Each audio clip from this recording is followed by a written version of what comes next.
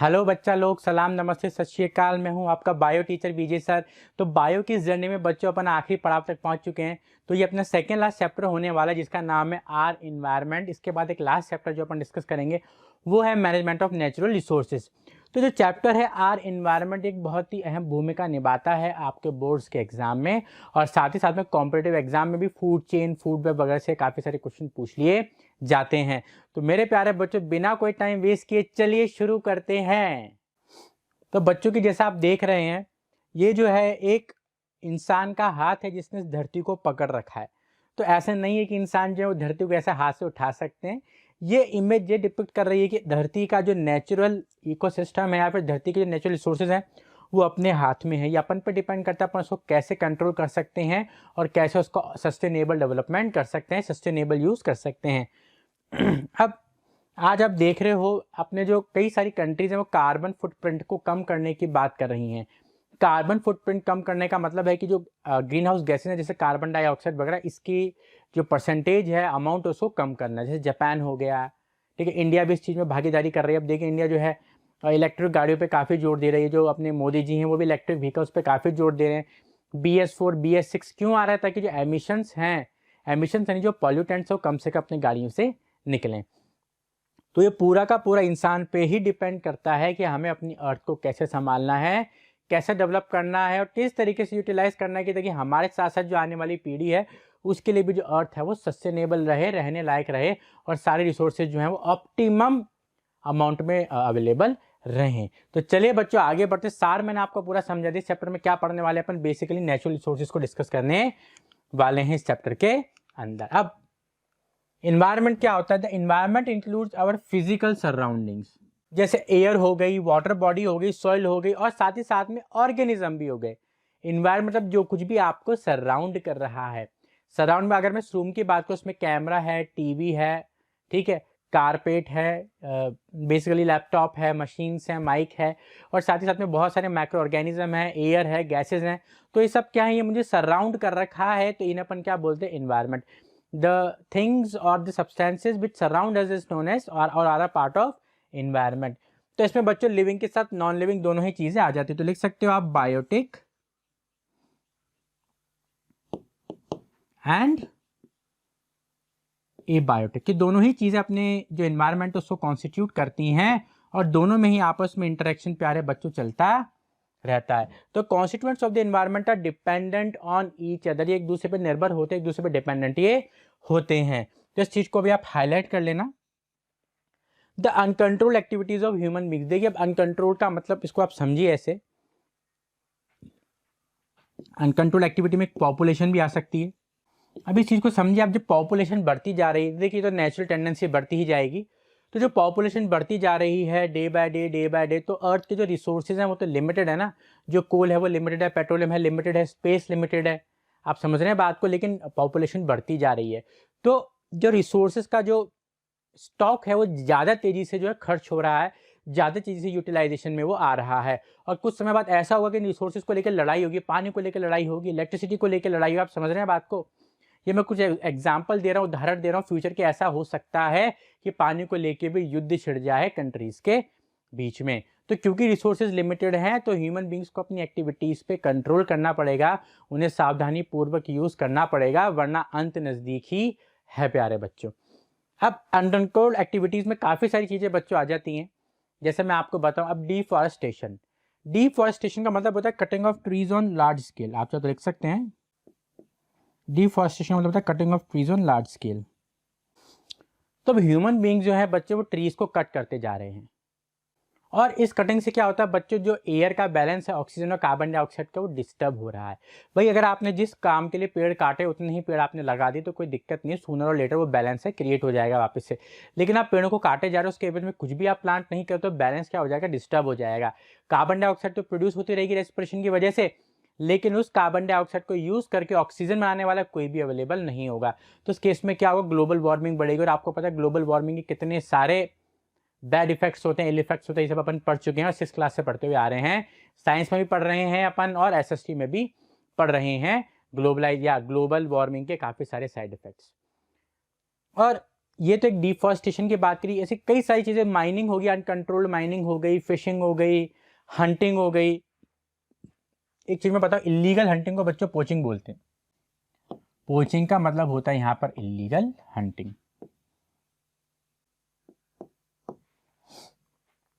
तो आजकल आप देखिए टाइगर की जो पॉपुलेशन इतनी डाउन हो गई, राइनोसेरस की जो पॉपुलेशन इतनी डाउन हो गई, क्योंकि इलीगल हंटिंग चल रही है। वही जरूरत से ज़्यादा लालच में इंसान क्या करता है, इम्बैलेंस क्रिएट करता है, डैमेज करता है। तो इस चीज़ को अपन को कंट्रोल करना है, वरना इम्बैलेंस, आपको पता है गाड़ी के अंदर 2 टायर हैं, अगर एक टायर हटा देंगे तो भी गाड़ी नहीं चल पाएगी, या फिर एक टायर पंचर हो जाएगा तो भी गाड़ी ठीक से नहीं चल पाएगी। तो कोई सी भी गाड़ी हो, चाहे वो अपनी 2 व्हीलर हो या फिर इस दुनिया की गाड़ी हो, बैलेंस होना बहुत ही ज़रूरी है, वरना गाड़ियाँ पलट जाती हैं।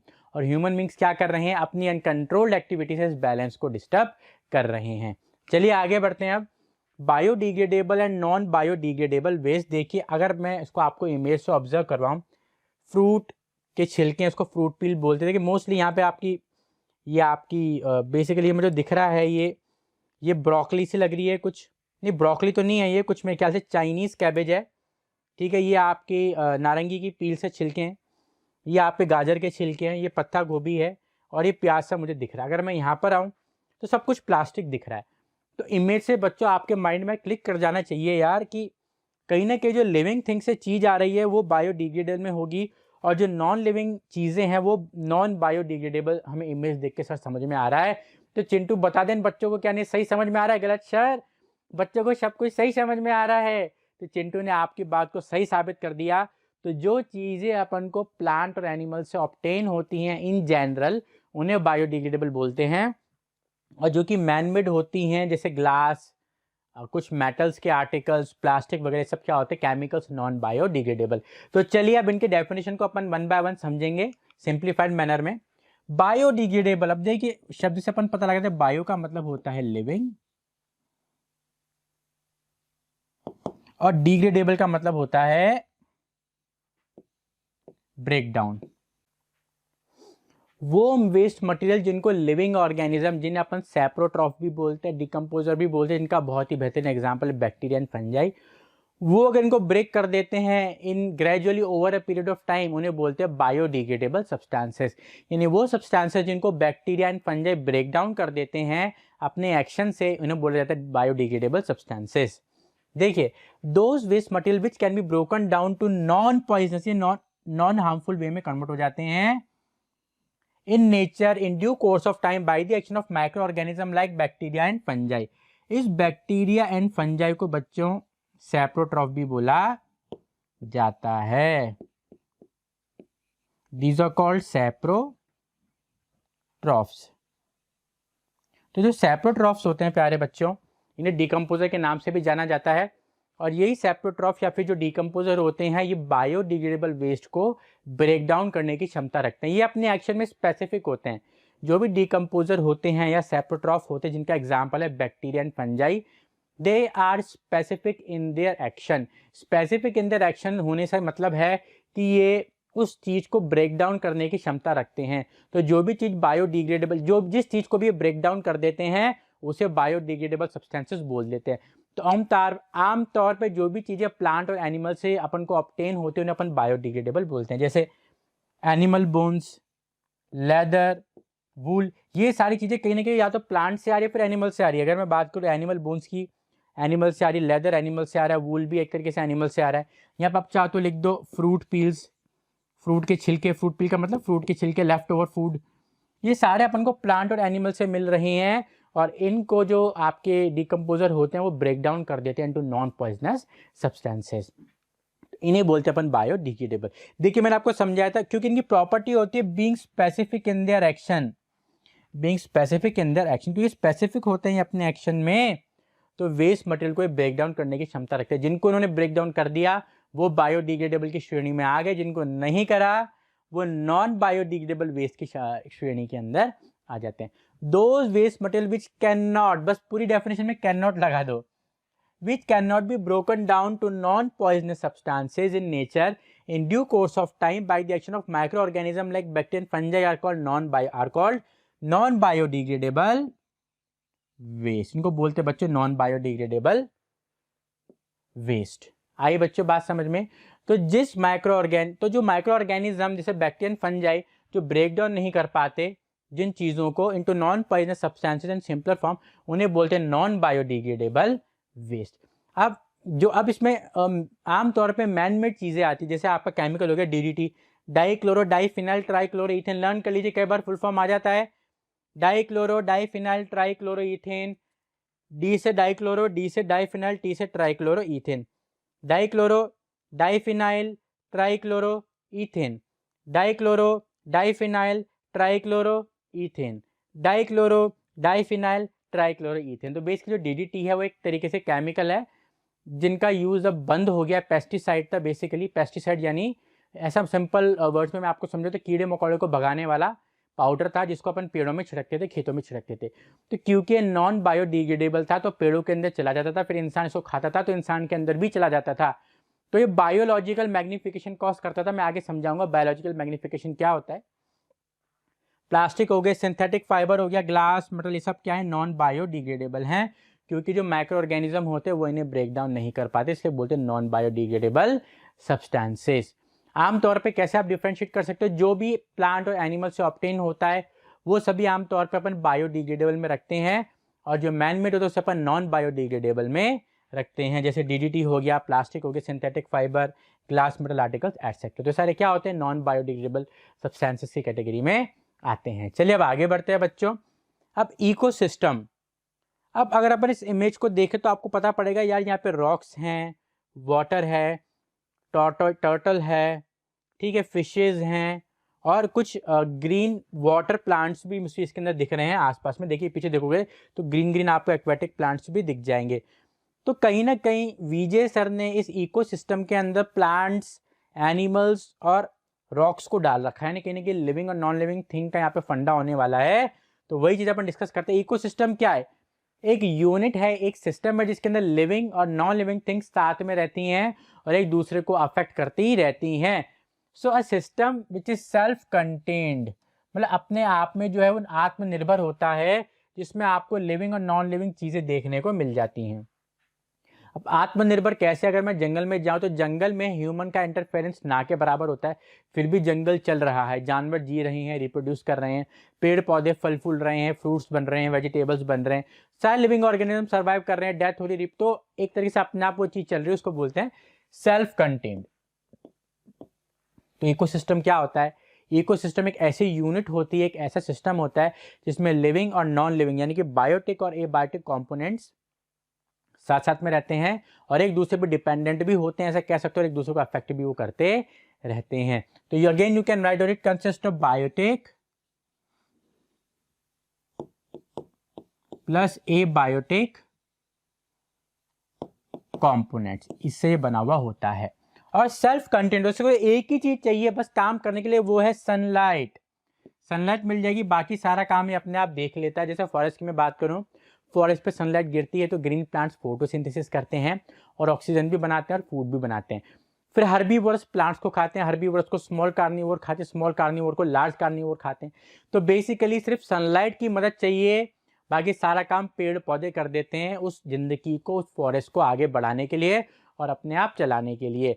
तो वो तो बेसिकली फॉरेस्ट हो गया, रिवर्स हो गई, लेक्स हो गए, मतलब नेचुरल चीज़ों की मैं बात कर रहा हूँ, उन्हें बोलते हैं अपन नेचुरल इकोसिस्टम। जैसे जंगल हो गया, डेजर्ट हो गया, माउंटेन्स हो गए, जहाँ पर ह्यूमन का आना जाना नहीं है और जो वहाँ पे छेड़छाड़ नहीं करते। छेड़छाड़ करता है नहीं, चीज़ों का चेंजेस हो जाएंगे, मामला गड़बड़ा जाएगा। तो जहाँ पे ह्यूमन का इंटरफेरेंस नहीं है, जैसे फॉरेस्ट हो गया, डेजर्ट हो गया, माउंटेन हो गए, वो सब नेचुरल इकोसिस्टम यहाँ पर होते हैं। लेकिन जहाँ पे ह्यूमन का इंटरफेरेंस आ गया, जैसे आपका क्रॉप फील्ड हो गए, खेत हो गए, पार्क हो गया, एक्वेरियम हो गए, सब ह्यूमन कंट्रोल्ड हैं।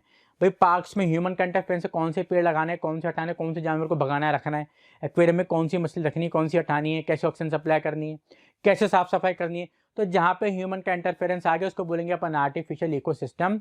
कई बार ऐसा पूछा जाता है भाई नेचुरल इकोसिस्टम और आर्टिफिशियल इकोसिस्टम के एग्जाम्पल दीजिए और ये क्यों एक दूसरे से अलग होते हैं। तो मेरे प्यारे बच्चों आप क्या बोलोगे, जो नेचुरल इकोसिस्टम होता है उसको सिर्फ सनलाइट का इनपुट चाहिए, बाकी पूरा काम अपने आप हो जाता है, जिसमें जो मेन एनर्जी सप्लायर होते हैं वो ग्रीन प्लांट्स होते हैं। लेकिन जो आर्टिफिशियल इकोसिस्टम होता है उसके अंदर ह्यूमन का इंटरफेरेंस होता है, ह्यूमन बींग्स की छेड़छाड़ होती है, जिसके मद्देनजर रखते हुए, जिसके चलते हुए जो इकोसिस्टम है वो अपने आप काम करता है। अगर ह्यूमंस को हटा देंगे तो इकोसिस्टम गड़बड़ा जाएगा। अब एक्वेरियम रखा हुआ है यहाँ पे, ठीक है, अपन वहाँ पे मछलियों को दाना डालते हैं, ऑक्सीजन सप्लाई करते हैं, लेकिन अपन हट जाएं, छुट्टी पे चले जाएं तो एक्वेरियम खराब हो जाएगा, पानी सड़ जाएगा, मछली मर जाएगी। Same with the park and same with the crop. Crop में इरीगेशन मत करो आप, बीज मत बो, जमीन जो है ऐसे गड़बड़ हो जाएगी, कोई से पेड़ पौधे उग जाएंगे, हो सकता है उगे ही नहीं क्योंकि वहाँ पानी नहीं गिराओ। तो जो आर्टिफिशियल इकोसिस्टम होता है, अगर इसमें ह्यूमन का इंटरफेरेंस हटा दें या ह्यूमन का रोल हटा दें तो कहीं ना कहीं वो इम्बैलेंस वहाँ पर क्रिएट हो जाता है। तो ये मेन डिफरेंस होता है नेचुरल और आर्टिफिशियल इकोसिस्टम के बीच में मेरे प्यारे बच्चों, इसको लर्न कर लेना। ये एक तरीके से आपका विराट कोहली टॉपिक है, तो मैं यहाँ पे लिख देता हूँ V K topic, Virat Kohli topic. Now coming to next slide. देखिए कितना अच्छा इमेज से एक्सप्लेन कर रखा है। अगर मैं आर्टिफिशियल इकोसिस्टम की यहाँ पर बात करूँ तो आप देखिए यहाँ पे एक तरीके से ये सिंगापुर में भी है, जहाँ तक मुझे याद है, मेरा एक मित्र था, उसने मुझे कुछ इमेजेस भेजी थी और वो सिंगापुर ही गया था। सिंगापुर में ऐसा एक्वेरियम है जिसमें आप ऐसे एंट्री कर सकते हो। आप इसमें देखोगे ये कांच का है, ये पूरा कांच का है और उस कांच के पीछे पूरा पानी भरा हुआ। यहाँ पे देखिए रे फिश हो गई। अब ये मुझे पता नहीं कौन सी फिश है, ये भी रे फिश, ये शार्क है यहाँ पे।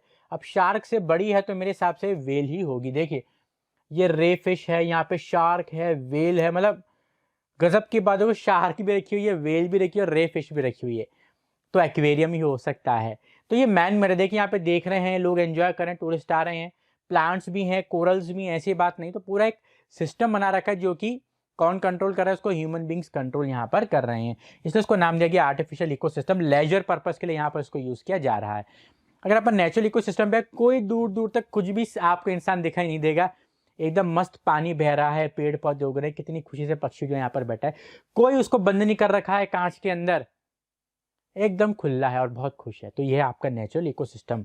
हालांकि सुंदर ये भी लग रहा है, ये इससे ज्यादा सुंदर नेचुरल से, लेकिन जो शांति मिल रही है आपको इमेज को देख के, आप मेरी बात से बिल्कुल एग्री करेंगे। इसको देख के मन में शांति का जो है वो एक शांति का जो है फीलिंग आती है मन में। इसको देख के एक्साइटमेंट होता है, लेकिन जो मन में शांति आती वो फीलिंग इस इमेज को देख के आ रही है। क्योंकि नेचर से आप जितना कोरिलेट करोगे, जितना नेचर के पास होगे, उतना आप खुश रहोगे, उतनी आपकी हैप्पीनेस बढ़ेगी। आगे बढ़ते हैं। Now components of ecosystem, there are two main components of ecosystem। देखिए अपन डिस्कस कर चुके हैं, लिविंग और नॉन लिविंग। देखिए बायो का मतलब होता है प्यारे बच्चों लिविंग। वर्ड बायो का मतलब ही लाइफ होता है, लिविंग होता है। तो ए बायोटेक यानी यहाँ पर हो जाएगा नॉन लिविंग और बायोटेक यहाँ पर हो जाएगा लिविंग।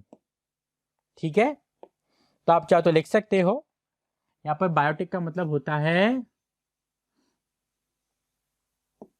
लिविंग और ए लगा दे तो नॉन लिविंग। तो अगर अपन देखें इसमें इमेज में, देखिए बायोटेक फैक्टर में फंजाई आ गई, आपके प्लांट्स आ गए, प्रोटिस्ट माइक्रो ऑर्गेनिज्म होते हैं, एनिमल आ गए, बैक्टीरिया आ गए, तो सारे लिविंग है। तो जो भी लिविंग कंपोनेंट्स होते हैं उन सबको बायोटेक फैक्टर में इंक्लूड कर लिया गया।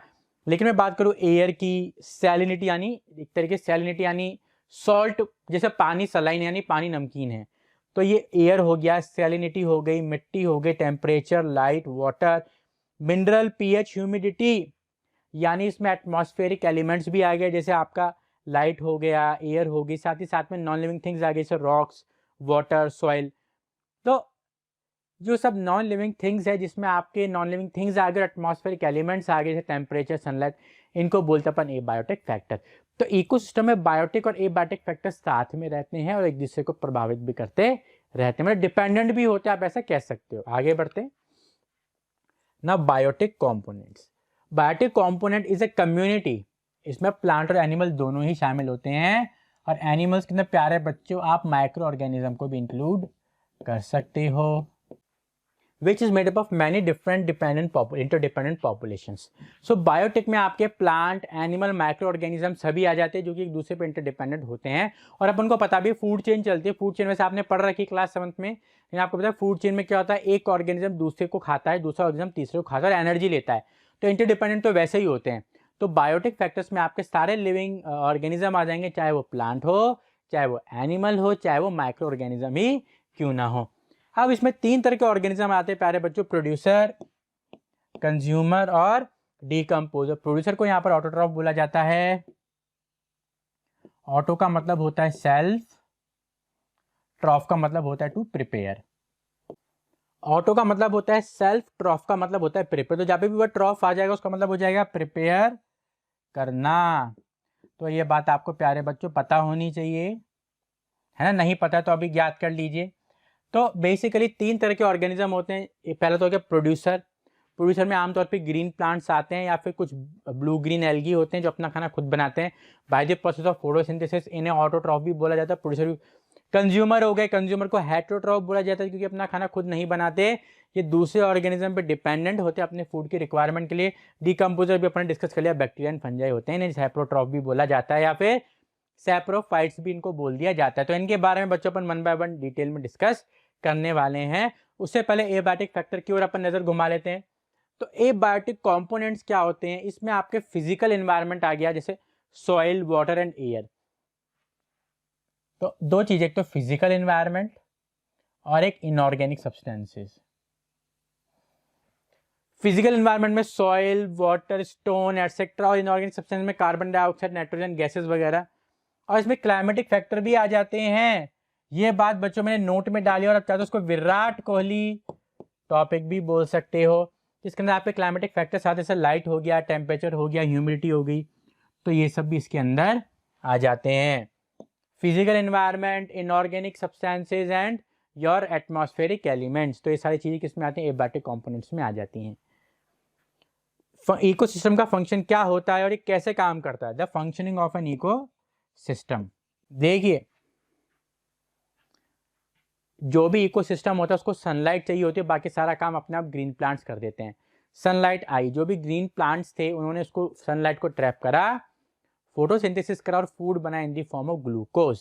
तो अब बच्चों, जो आपके एनिमल्स होते हैं जो ग्रीन प्लांट्स को खाते हैं, उन्होंने उस ग्रीन प्लांट से एनर्जी ली, और उन एनिमल्स को जब दूसरे एनिमल्स खाते तो उन्होंने इनडायरेक्ट, देखिए जो भी एनर्जी आती है वो डायरेक्टली और इनडायरेक्टली प्लांट से आती है। समझिए कैसे, अगर मैं डायरेक्ट एनर्जी की बात करूं, अगर मैं यहाँ पर डायरेक्ट एनर्जी की बात करूं, उसका एग्जाम्पल आ जाएगा हर्बीवोर्स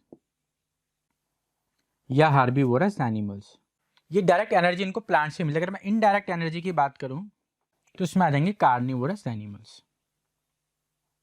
तो कार्निवोरस एनिमल्स क्या करते हैं, ये हर्बीवोर को खाते हैं, और हर्बीवोर क्या कर रहे हैं, प्लांट्स को खा रहे हैं। तो यानी जो भी एनर्जी आ रही है वो डायरेक्टली या इनडायरेक्टली प्लांट से ही आ रही है। अगर मैं हर्बीवोर एनिमल की बात करूं तो ये प्लांट को खा के एनर्जी ले रहे हैं, और कार्निवोर हर्बीवोर को खा के एनर्जी, तो एनर्जी अल्टीमेट आप प्लांट से ही रही है। तो जो हर्बीवोर हो गए वो डायरेक्ट डिपेंडेंट हो गए, और जो कार्निवोर हो गए वो इनडायरेक्ट डिपेंडेंट हो गए। तो चाहे कोई सा भी केस हो, एनर्जी पूरी प्लांट से ही आती है।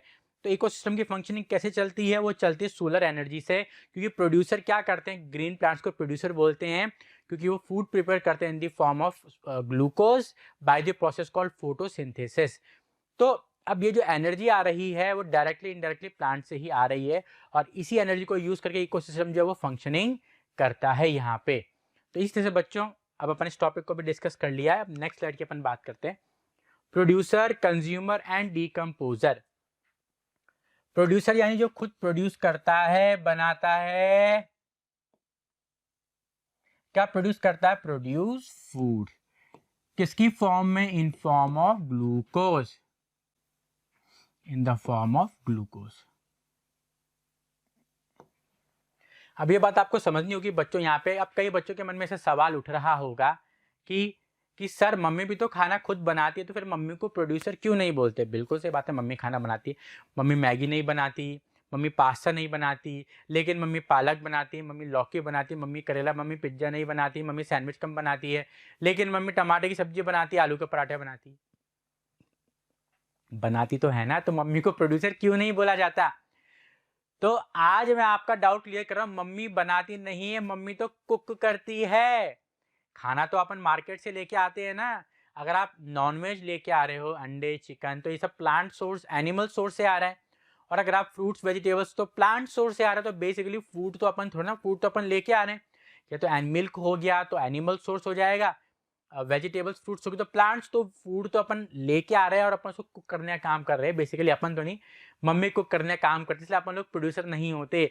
अपन लोग या तो हेटेरोट्रॉफ होंगे या फिर कंज्यूमर होंगे यहाँ पे। तो जो प्लांट्स, जो ग्रीन प्लांट जो प्रोड्यूसर होते हैं वो बेसिकली वो कार्बन डाइऑक्साइड और वाटर, जो कि इनऑर्गेनिक चीजें होती है, जिन्हें इनऑर्गेनिक सब्सटेंसेस बोला जाता है, इन्हें यूज करके वो बेसिकली क्लोरोफिल की मदद से अपना फूड बनाती है, जो कि होता है ग्लूकोज। जैसे ग्रीन प्लांट्स एंड बीजीए, तो फोटोसिंथेसिस इक्वेशन में लिख देता हूँ यहाँ पे। तो ग्रीन प्लांट्स क्या करते हैं, कार्बन डाइऑक्साइड, वैसे आप लोगों ने ये पढ़ रखा होगा बट फिर भी समझाने के पर्पज से, carbon dioxide plus water in the presence of chlorophyll and sunlight, green plant prepare their food which is glucose and release gas which is oxygen and water in the form of water vapor। तो ये है बच्चों आपकी photosynthesis का एक abbreviated form, carbon dioxide air से, water soil से, in the presence of sunlight and chlorophyll. देखिए जो भी प्लांट का ग्रीन कलर आता है वो क्लोरोफिल की वजह से ही आता है। और क्लोरोफिल का काम क्या होता है, सनलाइट को ट्रैप करना, सनलाइट को यहाँ पर एब्जॉर्ब करना, ठीक है। और फिर क्या होता है, ग्लूकोज बनता है जो कि प्लांट का फूड होता है। और जो गैस रिलीज होती है ऑक्सीजन गैस होती है प्लस वाटर।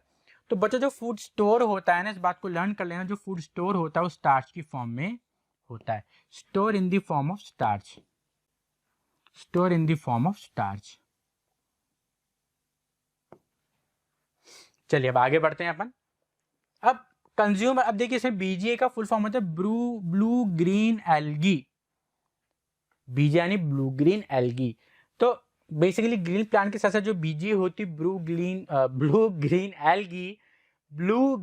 एल्गी वो भी फोटोसिंथेसिस करती है और अपना खाना बनाती है in the form of glucose. Consumer जो कंज्यूम करते हैं, विच कंज्यूम यानी यूज करते हैं। तो ये खुद तो खाना नहीं बनाते, लेकिन जो खाना बना हुआ है प्लांट्स के द्वारा उनको यूज करते हैं। The organism which consume food prepared by producer are called consumer. जितने भी एनिमल्स होते हैं वो सभी कंज्यूमर होते हैं, ठीक। कुछ जैसे बीजी हो गए, खुद बना सकते हैं, लेकिन आमतौर पे मेजोरिटी ऑफ एनिमल्स क्या होते हैं, कंज्यूमर ही होते हैं। अपन भी कंज्यूमर है, डॉग भी कंज्यूमर है, कुछ माइक्रो ऑर्गेनिज्म भी कंज्यूमर है। तो बेसिकली अपन क्या कर रहे हैं, खुद खाना नहीं बना रहे, ह्यूमन बींग्स कुक करते हैं, बाकी सारे डायरेक्ट खाते हैं, लेकिन अपन खाना खुद नहीं बनाते। अपन डिपेंडेंट हैं किसी और ऑर्गेनिज्म पे जो कि एक ग्रीन प्लांट अपनी फूड रिक्वायरमेंट के लिए। तो जो ऑर्गेनिज्म जो रेडीमेड फूड को यूज करते हैं उन्हें बोलते हैं अपन कंज्यूमर। अब आगे बढ़ते हैं अपन। तो बेसिकली कंज्यूमर को अपन ने तीन सिंपल कैटेगरी में बांटा, हर्बीवोर, कार्निवोर और ओमनिवोर। हालांकि ये सब आप पढ़ चुके हो और कई बार पढ़ चुके हो, हर्बीवोर, कार्निवोर और ओमनिवोर। तो हर्बीवोर नाम से पता पड़ रहा है, हर्ब्स क्या होते हैं, they are a kind of plants. देखिए हर्ब क्या होते हैं, एक तरीके के पेड़ होते हैं या प्लांट्स होते हैं जो छोटे होते हैं, सबसे छोटी हाइट वाले हर्ब होते हैं, ठीक है। उनकी जो स्टेम होती है वो सॉफ्ट और टेंडर होती है, ठीक है। और बेसिकली ब्रांचेज इनमें कम देखने को मिलती हैं। तो हर्बीवोर, हर्ब से आया, हर्ब यानी प्लांट्स। तो बेसिकली जो प्लांट्स को खाते हैं उन्हें हर्बीवोर्स बोलते हैं। इसमें आप कैमल आ गया, ऑक्स आ गया, हिप्पोपोटामस, देखिए कितना बड़ा होता है, लेकिन फिर भी हिप्पोपोटामस हर्बीवोर होता है। आप चाहो तो काउ, गोट भी यहाँ पर लिख सकते हो, बफेलो भी लिख सकते हो, डोंकी, हॉर्स एक्सेट्रा, जो भी आप, जो यूनिक है वो मैंने यहाँ पे लिख दिया। जैसे आपका कैमल हो गया, ऑक्स हो गया, hippopotamus, they all are herbivorous. अब कार्निवोर्स आपको पता है जो अदर ऑर्गेनिज्म के फ्लैश को खाते हैं उन्हें बोलते हैं कार्निवोर। जैसे फ्रॉग हो गया, किंगफिशर एक बर्ड है, हॉक बर्ड है, लिजर्ड यानी छिपकली। तो ये जो भी ऑर्गेनिज्म है सारे आपके जैसे फ्रॉग, लिजर्ड, हॉक, फ्रॉग आपको पता है मेंढक, किंगफिशर एक बर्ड है, हॉक भी एक बर्ड है, बर्ड ऑफ प्रे है, लिजर्ड छिपकली आपको पता है। तो सारे क्या होते हैं, कार्निवोर यहाँ पर होते हैं।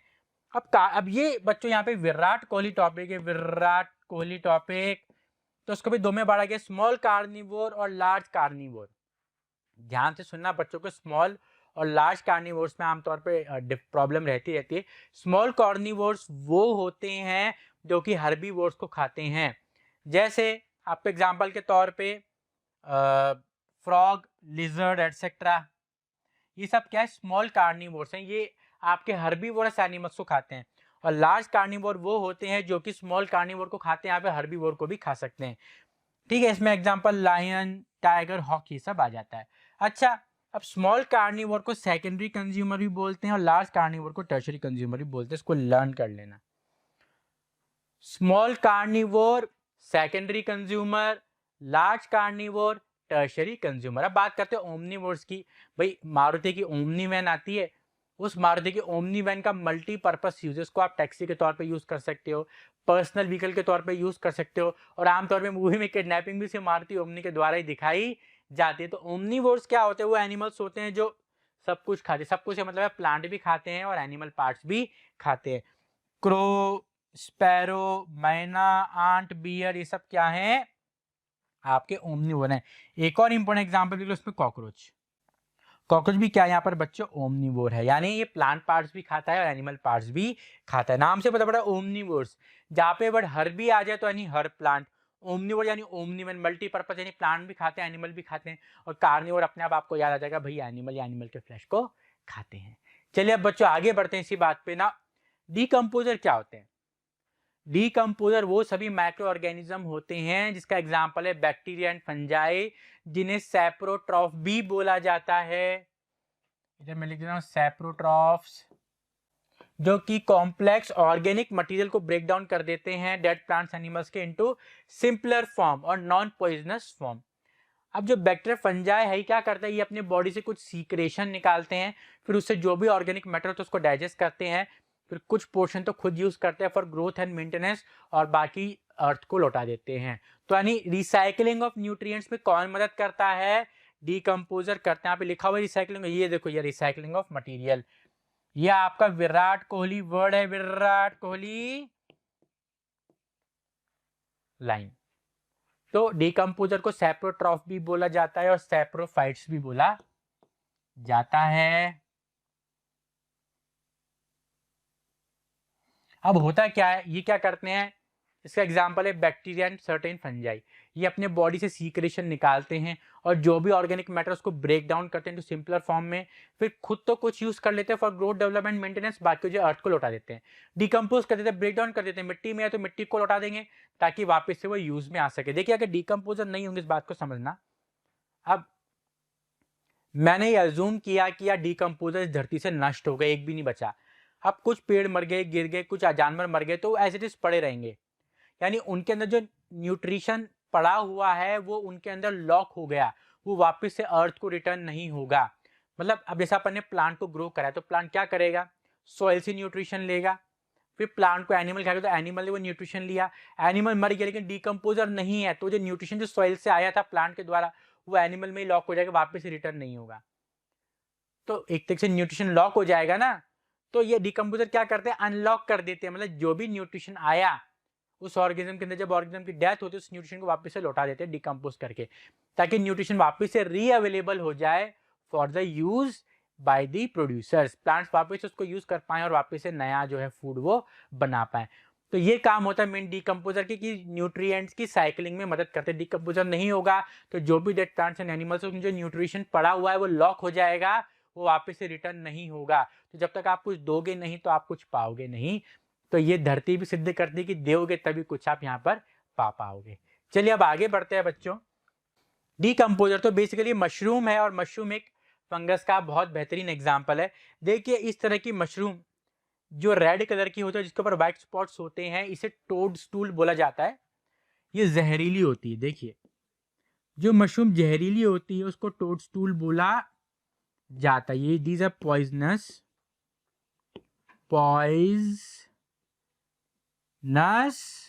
मशरूम्स। तो जो मशरूम जहरीली होती है आमतौर पर उसको बच्चों टोडस्टूल के नाम से जाना जाता है। और ये जो मशरूम है रेड कलर की, जो एलिस इन द वंडरलैंड में भी दिखाई जाती है, उसको क्या बोलते हैं बच्चों? अपन टोडस्टूल बोलते हैं। तो बच्चों जैसे कि मैंने आपको बताया कि जो टोडस्टूल होते हैं, देखिए मशरूम जो होते हैं बेसिकली वो एक फंगस होते हैं जिनको अपन आमतौर पर खाते हैं, और मैं खाता हूँ। और मेरा ऐसा मानना है कि आजकल के बच्चे जो है, पहले लोग ओपन नहीं हुआ करते थे, लोग मशरूम को नॉन वेज से कंपेयर किया करते थे। आज भी मुझे याद है जब मैं उस टाइम तो खैर हमारे पास अवेलेबिलिटी नहीं हुआ करती थी मशरूम्स की, लेकिन उस टाइम जब हम मशरूम की बातें किया करते थे तो लोग बोलते हैं नॉन वेज है, पता नहीं कैसे लोग खाते हैं, क्या चीज़ है क्या नहीं है। लेकिन एक फंगस है और ये कोई नॉन वेजिटेरियन फूड नहीं, उसको वेजिटेरियन फूड में ही इंक्लूड किया जाता है। उसको खाया जाता है और बहुत रिच इन न्यूट्रिएंट्स होते हैं, उसमें प्रोटीन होता है, शायद सेलेनियम भी होता है, कई सारे ऐसे मैक्रो और माइक्रो न्यूट्रिएंट्स होते हैं जो अपनी ग्रोथ एंड डेवलपमेंट के लिए बहुत ही अच्छे माने जाते हैं। तो जो इस तरह के मशरूम्स होते हैं जिनमें रेड कलर होता है और वाइट पैचेस होते हैं, उन्हें टोडस्टूल बोला जाता है आमतौर पे, ठीक है। ये पॉइजनस होते हैं, तो इन्हें हिंदी में सांप की छतरी भी बोला जाता है। जब हम छोटे हुआ करते तो इन्हें सांप की छतरी बोलते थे। ऐसा कुछ भी नहीं कि इसके आसपास सांप रहते हैं, ऐसी कोई भी बात नहीं है, बट ठीक है, बोला जाता तो हम भी बोल लिया करते थे। तो बच्चों, जो मशरूम्स होते हैं इनको जब भी आपको खाना है तो आप किसी भी जगह से तोड़ के इनको ना खाएं, हो सकता है ये पॉइजनस भी हो। तो आपको इस बात का ध्यान रखना है कि जब भी मशरूम लें आप तो किसी प्रॉपर शॉप से लें जो कि उसको बेचता है खाने के लिए। मैं आपको बताऊं, जो बच्चे कोटा में रहते हैं तो बेस्ट प्राइस बहुत ही बढ़िया जगह है जहाँ पे आपको mushroom most of the time available मिल ही जाएंगे। मैं जितनी बार भी गया हूँ उसमें से हो सकता है, जैसे महीने में अगर मैं 4 बार गया तो हो सकता है एक बार मशरूम देखने में, बाकी तीनों बार मशरूम मुझे देखने को मिलते हैं। तो वहाँ से आप ले सकते हो। 40 रुपीज़ का एक पैकेट आता है और काफ़ी 250 ग्राम उसके अंदर होता है। टेस्टी भी होता है और हेल्दी भी होता है। आप चाहो तो उसको फ्राई करके खा लो या फिर सब्जी के अंदर डाल के उसको आप यूज़ कर सकते हो। It's very good. चलिए अब आगे बढ़ते हैं बच्चों। इंपॉर्टेंस ऑफ डीकम्पोजर, देखिए यहाँ पे भी फंगस आ गई। तो मशरूम, तो अपन ये चीज़ डिस्कस कर चुके। डीकम्पोजर्स को अपन सैप्रोट्रॉफ बोलते हैं, कि डीकम्पोजर को अपन सैप्रोट्रॉफ बोलते हैं और सैप्रोफाइट्स भी इनको बोला जाता है। वैसे इसका एग्जाम्पल फंजाई नहीं है, बैक्टीरिया भी इसी के अंदर आते हैं। Example bacteria and fungi. क्योंकि आमतौर पे आप इस मशरूम के डायग्राम देख रहे तो हो सकता है आपको ऐसा लगे भी फंगस की बात नहीं हो रही है, इसमें बैक्टीरिया एंड फंजाई दोनों ही देखने को मिलते हैं। तो जो डीकम्पोजर्स होते हैं प्यारे बच्चों, इनका क्या काम होता है? इन्हें सैप्रोफाइट्स भी बोलते हैं, सैप्रोट्रॉफ भी बोलते हैं। ये अपने बॉडी से कुछ सीक्रेशंस, कुछ एंजाइम्स को रिलीज करते हैं। अब ये सीक्रेशंस क्या करते हैं? जो भी डेड प्लांट या फिर डेड एनिमल है या फिर उनके बॉडी पार्ट्स हैं, उनको धीरे धीरे धीरे डिजोल्व करके कहीं ना कहीं उसको सिंपल फॉर्म में या फिर लिक्विड फॉर्म में कन्वर्ट कर देते हैं। फिर थोड़ा बहुत जो मटेरियल होता है वो खुद यूज़ कर लेते हैं ग्रोथ, डेवलपमेंट, मेंटेनेंस के लिए, और रिमेनिंग रिटर्न कर देते हैं किसको? एटमॉस्फेयर को। चाहे वो सॉइल हो, चाहे वो वाटर हो, चाहे वो एयर हो, तो उसको रिटर्न टू दी नेचर को लौटा देते हैं, ताकि वो जो न्यूट्रिएंट्स जो लॉक हो गए थे उस पर्टिकुलर प्लांट एनिमल में वापस से रिलीज हो जाएं और वापस से प्लांट्स उनको यूज़ करके नए न्यूट्रिएंट्स बना सकें। इसी को बोला जाता है रिसाइकलिंग ऑफ न्यूट्रिएंट्स। पर दोबारा रिपीट करता हूँ भाई, जो भी प्लांट या एनिमल है उसके अंदर न्यूट्रिएंट्स लॉक हैं, जब उसकी डेथ होती है तो डीकम्पोजर क्या करते हैं? उसको डीकम्पोज कर देते हैं। अब डीकम्पोज करने से क्या होगा? जो भी उसकी बॉडी में लॉक न्यूट्रिएंट्स हैं वो वापस से एटमॉस्फेयर को रिटर्न हो जाएंगे, लौट जाएंगे, ताकि वापस से जो ग्रीन प्लांट्स है उसको यूज़ करके न्यूट्रिएंट्स को वापस से अवेलेबल करा सके for the use of another animals या फिर यूज़ फॉर अदर पर्पसेस। तो इसलिए रिसाइकलिंग ऑफ न्यूट्रिएंट्स में जो सबसे बड़ा रोल होता है प्यारे बच्चों, वो होता है डीकम्पोजर्स का या फिर सैप्रोफाइट्स का। चलिए अब देखते क्या बोलना चाह रहा है। ठीक है, डीकम्पोजिंग में मदद करते हैं किसकी? Dead bodies of plants and animals. इसलिए अपन क्लींजिंग एजेंट भी बोलते हैं। भाई देखो, बहुत सिंपल सी बात है बच्चों, इसमें कोई कंफ्यूजन है ही नहीं कि अगर कोई एनिमल या प्लांट, देखिए तो अपन अभी तो क्या स्वच्छ भारत अभियान चल गया तो सफाई होती रहती है।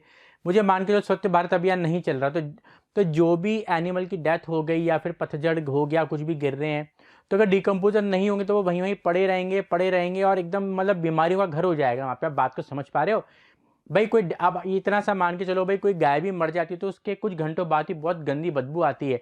मतलब हम उसको कुछ देर भी नहीं रख सकते, तो अपन को फ़ोन करके बुलाना पड़ता है, म्यूनिसिपल पार्टी से कुछ लोगों को बुलाना पड़ता है जो कि उसको उठा के लेके जाते हैं। तो मुझे मानो अगर डीकम्पोजर नहीं होते तो ये सारी चीज़ें हैं ये डीकम्पोज नहीं होंगी और एक बीमारियों का घर बन जाएंगे। तो क्योंकि डीकम्पोज करके इन्हें सिंपल फॉर्म में कन्वर्ट कर देते हैं, नेचर को रिटर्न कर देते हैं, इसलिए इन्हें क्लींजिंग एजेंट ऑफ एनवायरनमेंट भी बोला गया है। In the absence of decomposer, the dead bodies of plants and animals would keep lying as such। मैंने कहा ना, ऐसे कैसे पड़े रहेंगे, और जो एलिमेंट जो इनकी बॉडी में लॉक हो गए थे वो रिटर्न नहीं हो पाएंगे ओरिजिनल पूल को। ओरिजिनल पूल में क्या आएगा? सॉइल, एयर एंड वाटर, जहाँ से उनको लिया गया था। भैया प्लांट है, प्लांट ने क्या करा? मिट्टी से, सॉइल से न्यूट्रिएंट्स को एब्जॉर्ब करा, मिनरल वगैरह को एब्जॉर्ब करा और ग्रोथ एंड डेवलपमेंट करी। तो वो जो मिट्टी से जो उसने न्यूट्रिएंट्स लिए थे उस प्लांट बॉडी में लॉक हो गए। तो जब तक प्लांट बॉडी वापस से सिंपल फॉर्म में कन्वर्ट नहीं होगी, उस प्लांट की डेथ नहीं होगी, तब तक वो न्यूट्रिएंट उसी में लॉक रहेंगे। फिर जब उस प्लांट की डेथ हुई तो जो डीकम्पोजर होंगे उस प्लांट की बॉडी पे एक्ट करेंगे, उसे ब्रेक डाउन करेंगे, फिर जो उसकी बॉडी में लॉक न्यूट्रिएंट्स थे वापस से उसको ओरिजिनल सोर्स या फिर ओरिजिनल पूल को रिटर्न कर देंगे। ताकि वो न्यूट्रिएंट्स वापस से रीअवेलेबल हो जाए for the use by other animals and organisms.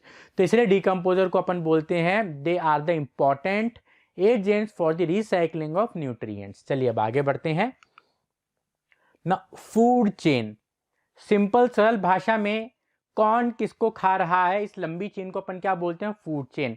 The chain of organisms which shows who eats whom is known as food chain. The food और energy can be transferred from one organism to the other through the food chains. भाई खाना कह लो या energy कह लो, इसमें अपन जो word use करेंगे वो एनर्जी ही यूज करेंगे, और एनर्जी मोर एप्रोप्रिएट है यहाँ पे, क्योंकि जब चीज़ों को समझेंगे तो एनर्जी की टर्म्स में समझने में बहुत ही आसानी यहाँ पर होने वाली है। तो जो फूड या एनर्जी होती है इसका ट्रांसफर होता है एक ऑर्गेनिज्म से अगले ऑर्गेनिज्म पर, उसको कौन दर्शाता है, फूड चेन यहाँ पर दर्शाती है। आमतौर पर जितनी भी फूड चेन होती हैं सब ग्रीन प्लांट यानी प्रोड्यूसर से ही स्टार्ट होती हैं। तो ये बात आपको पता होनी चाहिए, जो प्रोड्यूसर्स होते हैं वहीं से ग्रीन जो आपकी फूड चेन्स होते हैं वो स्टार्ट होती हैं। प्रोड्यूसर नहीं होंगे तो फोटोसिंथेसिस नहीं होगा। अब फोटोसिंथेसिस नहीं होगा बच्चों तो आपको पता नहीं फूड बनेगा नहीं ऑक्सीजन बनेगी, तो फूड ही नहीं बनेगा तो हर्बीवोरस क्या खाएंगे, जब हर्बीवोरस कुछ नहीं खाएंगे तो कार्निवोरस क्या खाएंगे, लाइफ ही फिनिश हो जाएगी। तो जो फूड चेन आमतौर पर स्टार्ट होती है वो सारे केसेस में, ऑलमोस्ट सभी केसों में ग्रीन प्लांट या फिर प्रोड्यूसर से ही स्टार्ट होती है, क्योंकि वो सनलाइट की एनर्जी को यूज करके फूड बनाएंगे, फिर उन फूड को हर्बीवोरस खाएंगे, हर्बीवोरस को कार्निवोरस खाएंगे एंड सो ऑन। इसको आगे पढ़ेंगे अपन ट्रॉफिक लेवल्स के अंदर, ठीक है। अब फूड चेन रिप्रेजेंट, अच्छा इसमें एक बात ध्यान रखने लायक ये कि यूनिडायरेक्शनल होती है, जो एनर्जी का मूवमेंट होता है वो यूनिडायरेक्शनल होता है। आगे अपन एग्जाम्पल से समझेंगे। सरल भाषा में A list of organisms showing who eats whom, सबसे सिंपल डेफिनेशन, जिन बच्चों को लर्न नहीं होते मैं उनको ये डेफिनेशन लिखवा देता हूँ। सरल भाषा में कौन किसको खा रहा है, एक ऑर्गेनिज्म की चेन है, a chain of organism which shows who eats whom, a list of organism showing who eats whom is known as food chain. तो फूड चेन एक ऑर्गेनिज्म की लिस्ट है, लंबी सूची है जिसमें कौन किसको खा रहा है ये दर्शाती है फूड चेन। तो चलिए प्यारे बच्चों कुछ एग्जाम्पल से अपन इसको बारीकी से समझेंगे। देखिए बहुत क्यूट से मैंने एग्जाम्पल लिखे, क्योंकि मेरे प्यारे बच्चे जो मुझे देख रहे हैं वो भी दिल से भी बहुत क्यूट हैं प्यारे बच्चे, तो उन्हीं क्यूट प्यारे बच्चों के लिए और क्यूट चिंटू के लिए मैंने क्यूट सी इमेज निकाली है। तो आमतौर पर जो फूड चेन होती है उसमें 3 होंगे या फिर 4 होंगे, इससे ज़्यादा देखने को नहीं मिलते हैं इसके अंदर ऑर्गेनिज्म। 3 या हद से हद 4, 5 या 6, आपको 6 तो कभी नहीं हो सकता 5 भी गलती से देखने को मिल जाए, लेकिन 6, 7, 8 आपको देखने को नहीं मिलेंगे। एक फूड चेन में 3 से 4 ऑर्गेनिज्म ही आपको देख के मिलेंगे। ये मैं आगे समझाऊंगा ऐसा क्यों होता है और ऐसा क्यों पॉसिबल नहीं है कि 5, 6, 7, 8 ऑर्गेनिज्म लिंक हो जाए। ये अपन आगे पढ़ेंगे आने वाले लेक्चर्स में, जिसके अंदर मैं आपको बताऊंगा लिंडमैन लॉ, जिसने 10% लॉ बनाया था, एक साइंटिस्ट इसका नाम था लिंडमैन। तो उन्होंने 10% लॉ के थ्रू बताया था कि क्यों फूड चेन में 3, 4 या बहुत सारे ऑर्गेनिज्म लिंक नहीं हो सकते। तो वो अपन नेक्स्ट लेक्चर में डिस्कस करेंगे उस 10% लॉ को, जो कि अपन को बताएगा कि भैया मल्टीपल लिंक क्यों अवेलेबल नहीं है। तो अभी इतना ध्यान रखिए 3 या हद से 4 यही ऑर्गेनिज्म आपको फूड चेन के अंदर लिंक्ड दिखाई देंगे, इससे ज़्यादा पॉसिबल नहीं है। कोई पूछे अभी क्यों पॉसिबल नहीं तो बोले ना according to 10% law, according to 10% law given by Lindeman,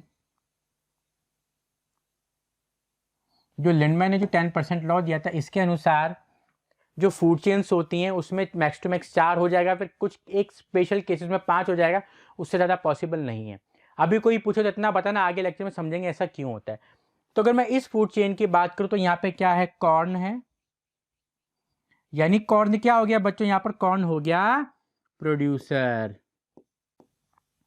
ठीक है। अब ये यहाँ पर क्या है, रैट है, रैट यहाँ पर हो गया प्राइमरी कंज्यूमर या बोल दो कंज्यूमर, और ये क्या है आउल, ये भी क्या है कंज्यूमर है।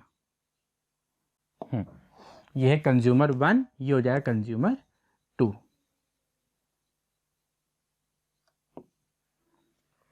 देखिए अब मैंने बताया फूड चेन क्या होती है, फ्लो ऑफ एनर्जी यहाँ पर होता है, it's a flow of energy, और यूनिडायरेक्शनल होती है, एनर्जी का फ्लो होता है और यूनिडायरेक्शनल होती है। तो अब कॉर्न जो है उसको खाया, भुट्टे को खाया चूहे ने, तो यानी जो एनर्जी गई वो गई भुट्टे से चूहे के पास, फिर चूहे को खाया उल्लू ने, तो एनर्जी गई चूहे से उल्लू के पास। तो एनर्जी का जो मूवमेंट हो रहा है वो मैं मान के चलो लेफ्ट से राइट में हो रहा है, यानी प्रोड्यूसर से चल रहा है और आगे तक बढ़ रहा है, कभी भी उल्टा नहीं चलेगा। क्या उल्लू को चूहा खाएगा? अगर स्पेशल केस में खा भी लेगा, चूहे को ये भुट्टा खाएगा क्या? नहीं खा सकता ना। इसलिए फ्लो ऑफ एनर्जी हमेशा यूनिडायरेक्शनल ही होता है फूड चेन के अंदर, हमेशा प्रोड्यूसर से चालू होता है आगे तक बढ़ता है, उल्टा नहीं होगा। ये बात आपको ध्यान में रखनी है। तो ये 3 लिंक्ड फूड चेन, अगर मैं आगे बात करता हूं तो ये क्या, कैरेट, ये हो गया साहब यहाँ पर रैबिट, ये यहाँ पर मुझे फॉक्स दिख रही है, ठीक है, वुल्फ भी हो सकता है, और ये यहाँ पे लायन। तो ये 4 लिंक्ड फूड चेन, इसमें 4 ऑर्गेनिज्म लिंक्ड है। यहाँ पर अपन प्लांट को भी इंक्लूड कर रहे हैं। तो देखिए इस केस में भी जो फूड चेन स्टार्ट हुई वो एक प्रोड्यूसर से ही स्टार्ट हुई है। तो जो कैरेट है ये एक प्रोड्यूसर है। अब कैरेट को खाया रैबिट ने, तो यानी एनर्जी किसके पास गई, कैरेट से रैबिट के पास गई, और कभी रैबिट को कैरेट नहीं खाएगी तो उल्टा नहीं चलेगा। फिर रैबिट को खाया इस फॉक्स ने, तो एनर्जी कहाँ से गई, रैबिट से फॉक्स के पास गई। फॉक्स को कभी भी रैबिट नहीं खाएगा तो उल्टा नहीं चलेगा। फिर फॉक्स को खाया लायन, तो एनर्जी गई फॉक्स से लायन के पास, लायन को कभी भी फॉक्स नहीं खाएगी। तो आमतौर पर जो फ्लो ऑफ एनर्जी होता है वो हमेशा यूनिडायरेक्शनल होता है, उल्टा कभी भी नहीं चलेगा। और जो फूड चेन स्टार्ट होती है वो होती है आपकी प्रोड्यूसर से। मतलब जो एनर्जी इसमें है वो एनर्जी को जब चूहा जब इसको खाएगा तो एनर्जी चूहे में जाएगी, चूहे को उल्लू खाएगा तो एनर्जी उल्लू में जाएगी। So the list of organism which shows who Yeats हुम, एक ऑर्गेनिज्म की लिस्ट जो बता रही कौन किसको खा रहा है उसको बोलते हैं अपन food chain. And in food chain it is always unidirectional flow of energy and it generally starts with a producer. And in food chain max to max 3 or 4 organisms are linked. अच्छा एक बात मैं और आपको बता दूं बच्चों, यहाँ पे जो ऑर्गेनिज्म होते हैं इन्हें आप ट्रॉफिक लेवल भी बोल सकते हो। जैसे उल्लू जो है वो एक ट्रॉफिक लेवल हो जाएगा, ठीक है। ये आपका जो कौन है trophic level 1, rat trophic level 2 और उल्लू trophic level 3। Carrot trophic level 1, rabbit trophic level 2, fox trophic level 3, lion trophic level 4। तो हर एक ऑर्गेनिज्म को, इंडिविजुअल ऑर्गेनिज्म को अपन ट्रॉफिक लेवल बोलते हैं। जैसे लाइन जो हो गया, मैं लिख देता हूं ट्रॉफिक लेवल 4, जिस नंबर पे वो आएगा तो वो इसका ट्रॉफिक लेवल कहलाएगा, ठीक है बच्चों। कैरेट हो गया ट्रॉफिक लेवल 1 क्योंकि फर्स्ट नंबर पे आ रहा है, रैबिट हो गया ट्रॉफिक लेवल 2 क्योंकि सेकंड नंबर पे आ रहा है, फॉक्स हो गया ट्रॉफिक लेवल 3 क्योंकि थर्ड नंबर पे, लाइन आ जाएगा ट्रॉफिक लेवल 4 क्योंकि फोर्थ नंबर पे ये आ रहा है। तो इसलिए ऐसा भी बोल सकते हो फूड चेन के अंदर मैक्स टू मैक्स 3 या फिर 4 ट्रॉफिक लेवल ही हो सकते हैं, उससे ज़्यादा पॉसिबल नहीं है। अभी पूछिएगा क्यों कोई भी, तो चिंटू बेटा क्या बताएगा, चिंटू बोला सर हम बोल देंगे कि 10% लॉ जो कि लिंडमैन ने दिया था उनके अकॉर्डिंगली कभी भी फूड चेन के अंदर 3 या 4 से ज़्यादा नहीं हो सकते।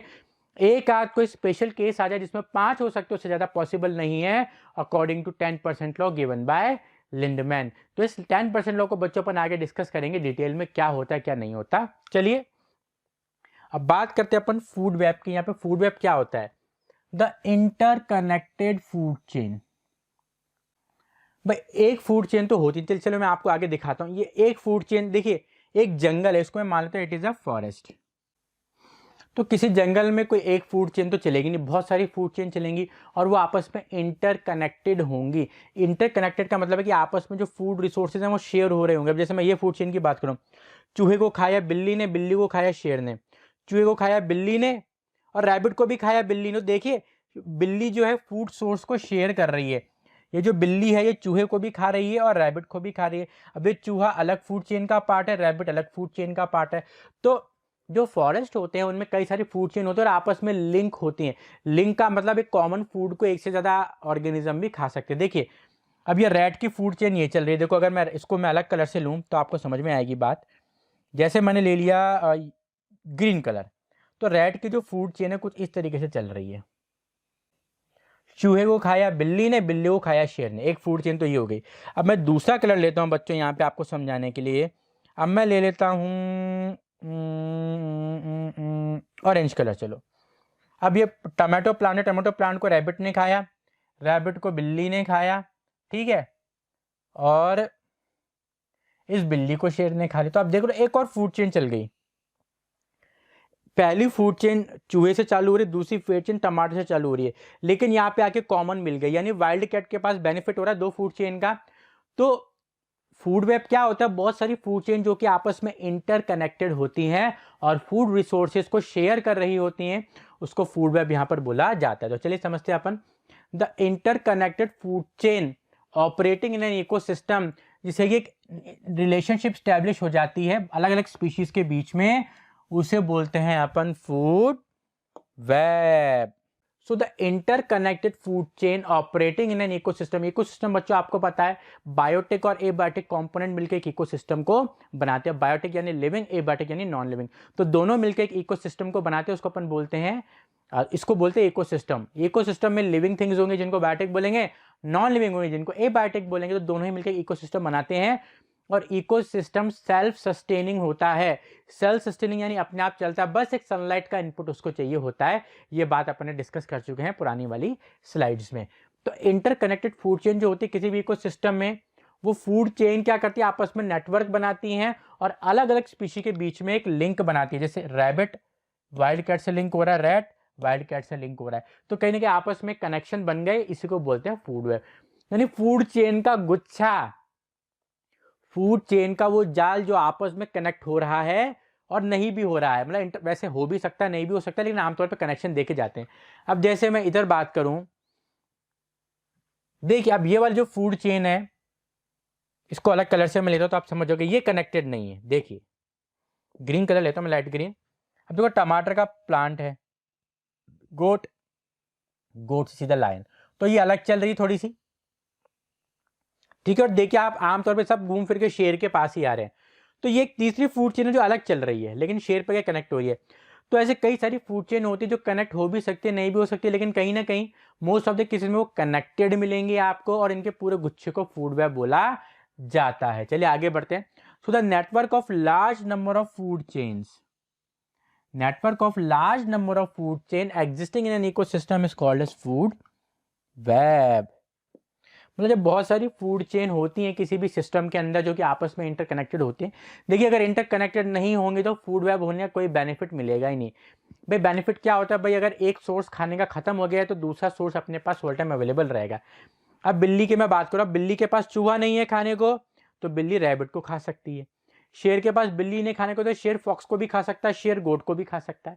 तो जितनी इंटरकनेक्शन होंगी, जितनी ज़्यादा फूड चेन होंगी, उतना ही स्टेबल इकोसिस्टम होगा, ऐसा आप कह सकते हो। तो मैं लिख देता हूं यहां पे,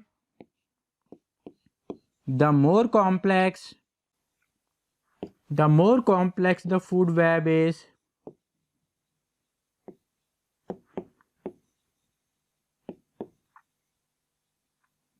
द मोर स्टेबल, या बोल दो the more better will be that ecosystem।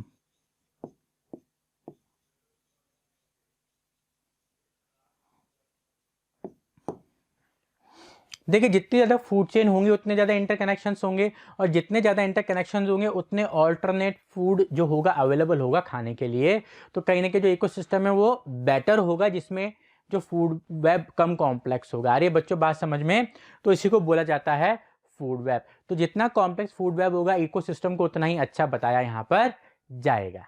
तो प्यारे बच्चों, आज का ये लेक्चर अगर आपको अच्छा लगता है तो इस वीडियो को लाइक कीजिए, हमारे चैनल को सब्सक्राइब कीजिए, और आने वाले लेक्चर्स मिस ना हो आपसे तो उसके लिए इस बेल आइकन को भी दबा दीजिए। तो आज के लेक्चर में बस इतना ही। Take care and bye bye.